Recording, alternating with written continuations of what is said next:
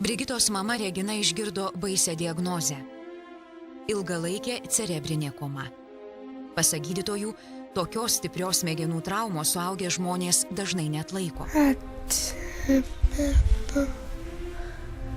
žiburėlį ir po žiburėlį buvau autobus.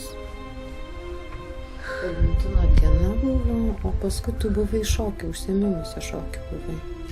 Sakau, neatsimenu. Brigitos būklė buvo itin sunki. Regina pasakoja, kad sunkiausia jį buvo ištverti tą laiką, kai mažylė kovojo dėl savo gyvybės reanimacijoje. Trumputėmis lankymo valandėlėmis, skaitydama prie Brigitos lovos knygelę, moteris tik iš pasikeitusių aparatūros duomenų suprasdavo, kad dukrytė ją girdi. Jinai nieko pasakyti negalėjo, mūsų bendravimas buvo toksai akutai. Jeigu tai turbūt vieną kartą, jeigu ne, 2 kartus. Nepaisant nieko gero, nežadančių medikų prognozių, mergytė įrodė esanti stipri ir norinti gyventi. Jie buvo atsiųsti iš Vilniaus Respublikinės ligoninės, nes labai buvo sunkus galvos pakenkimas, vaikas po ilgalaikės komos, kurį neturėjo jokių judesių, kalbos, neturėjo jokio kontakto, bet vis tiek vaikas turi galimybę greitai atsistatyti. O va, geras dalykas. Mama padėjo guminukus, sako, neliesk. Aš tada nemokėjau vaikščioti.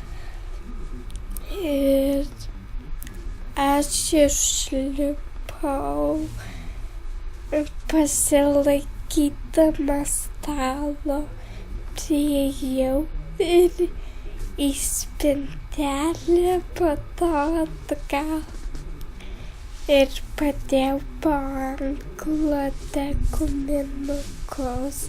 Pradėjau tarti atskirus žodžius, ji pati pradėjo vaikščioti, pradėjo kalbėti. Reikalingas į toliau visuomenės dėmesys, labai reikalingas bus individualus mokymas. Dabar, kai pagalvojus, tai žinokit, net pačiai nesitikė šiuo momentu. Nesitikė. Bet kas galėjo, ar kalba, ar ką, mes džiaugiamės tą, ką turim. Ir tikim, gal bus dar geriau. Bet jinai yra gyva ir jinai yra su mumis. Mama Brigita ir kiek vyresnė jos sesutė augina viena. Gyvena jos sename socialinėme būste, tad atšalus orams namuose vėsu, šąla mergaitės rankytės. Kartais ji net su pirštinėmis kambaryje turi sėdėti. Regina sako, kad Druskininkų savivaldybės mero pavaduotoja buvo žadėjusi padėti gauti naujus langus, bet tai ir liko tik pažadu. Vienai moteriai sunku įsiversti, ypač žinant tai, kiek dar reikia pastangų, kad pagerėtų dukrytės gyvenimo kokybė.